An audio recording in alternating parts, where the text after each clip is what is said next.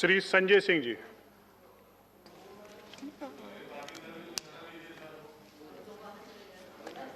धन्यवाद मान्यवर। आज इस बिल पर आपने मुझे बोलने का मौका दिया। अभी मैं सत्ता पक्ष के लोगों को सुन रहा था। सिंघवी साहब ने बताया कि कैसे ये कानून सुप्रीम कोर्ट के संविधान पीठ के फैसले के खिलाफ है, कैसे ये कानून हिंदुस्तान के संविधान के खिलाफ है, कैसे ये कानून इस देश के लोकतंत्र के खिलाफ है, कैसे ये कानून एक चुनी हुई सरकार के खिलाफ है। और जिस प्रकार से द्रौपदी का चीरहरण राज्यसभा के अंदर धृतराष्ट्र के सामने हुआ था, आज इस सभा के अंदर संविधान का चीरहरण हो रहा है मान्यवर। और मैं आपको बताना चाहता हूं, यह भारत का संविधान है मान्यवर, और इस भारत के संविधान के तहत 69वें संशोधन के तहत दिल्ली की विधानसभा मिली। और उस 69वें संशोधन में आर्टिकल 239A का क्लॉज 6 साफ तौर पे कहता है कि दिल्ली का मंत्रिपरिषद, सरकार का मंत्रिपरिषद दिल्ली की विधानसभा के प्रति उत्तरदायी होगा। यह संविधान कह रहा है, हम नहीं कह रहे मान्यवर। यह देश का संविधान, भारत का संविधान, बाबा साहब का संविधान कह रहा है मान्यवर। और आपने उस संविधान में संशोधन कर दिया बगैर किसी कॉन्स्टिट्यूशनल अमेंडमेंट बिल के। आप एक गैर कानूनी, गैर संवैधानिक बिल लाकर आप इस देश के संविधान को तार-तार कर रहे हैं। आप भारत की आत्मा को तार-तार कर रहे हैं मान्यवर। दिल्ली के 2 करोड़ लोगों ने एक सरकार को चुना। मैं आपके माध्यम से इस सरकार से पूछना चाहता हूं, हमारा अपराध क्या है? आज आप बताइए। हमारे जुल्म की, किस जुल्म की, आप किस अपराध की सजा हमें दे रहे हैं? आज बताइए इस सभा में मान्यवर। मैं पूछना चाहता हूं बड़ी विनम्रता पूर्वक आपसे, जब केजरीवाल जी मुख्यमंत्री बने, स्कूलों में जाते थे, मकड़ी के जाले लगे होते थे। आज उन स्कूलों के अंदर एयर कंडीशन कमरे दिल्ली के बच्चों के लिए बनाया। क्या यह हमारा अपराध है मान्यवर?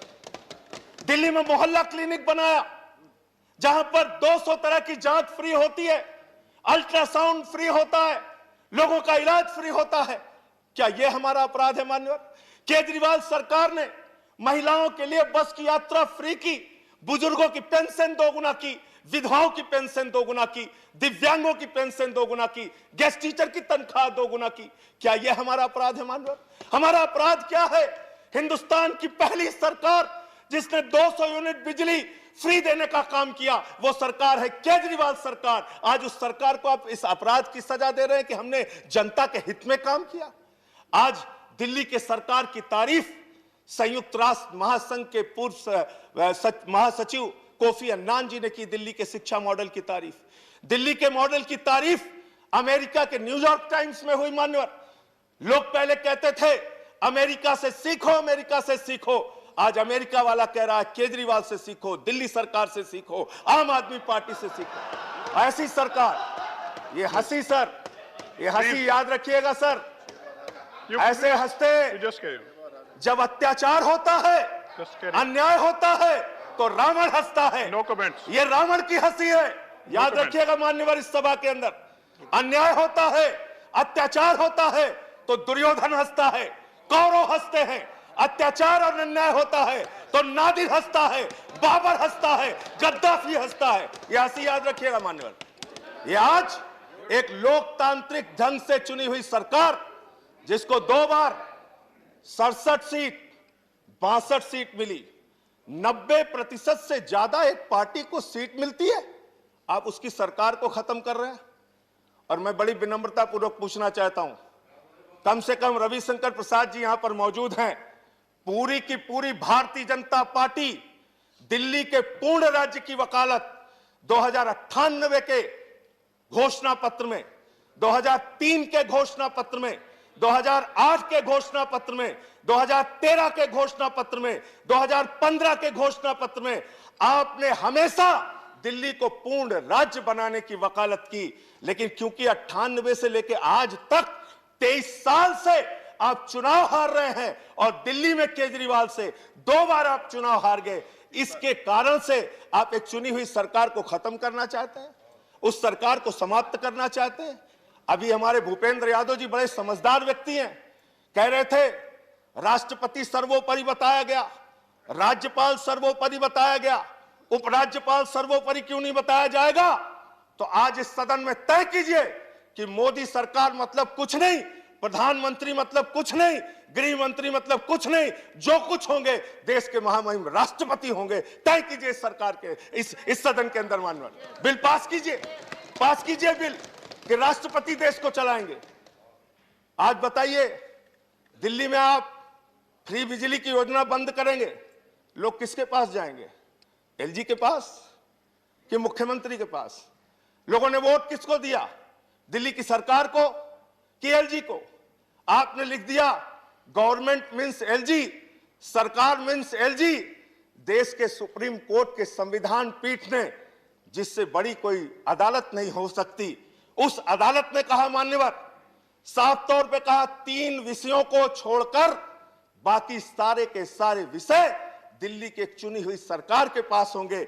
आप देश के सुप्रीम कोर्ट के संविधान पीठ को नहीं मानते, आप भारत के संविधान को नहीं मानते, आप लोकतंत्र को नहीं मानते, आप एक चुनी हुई सरकार का आज गला घोट रहे हैं। लेकिन याद रखिएगा, ये लोकतंत्र है, यहां जनता मालिक होती है। जनता जब चाहे जिसको अर्श पे पहुंचा दे, जनता जब चाहे जिसको फर्श पे पहुंचा दे। आप जो ये काम कर रहे हैं, आने वाले दिनों में इस अपराध के लिए दिल्ली की जनता और देश की जनता आपको माफ नहीं करेगी।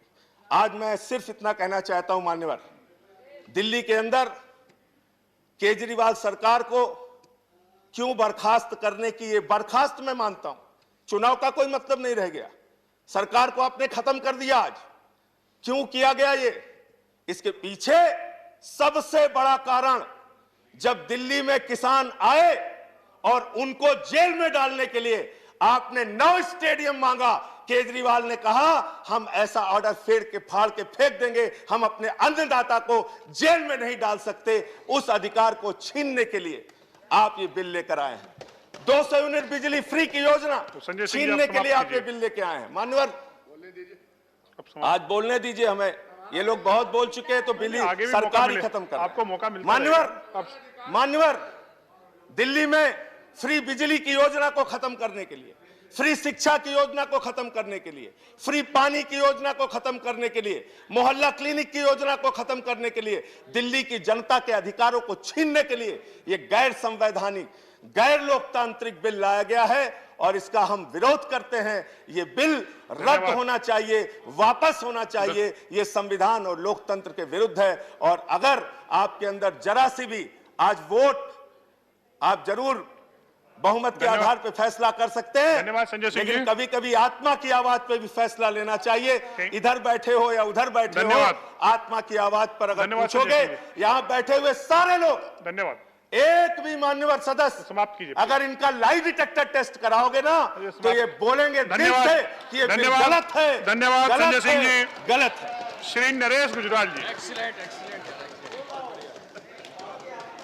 Sir, I rise to oppose this bill because I think and my party feels that this will weaken the federal structure of this nation.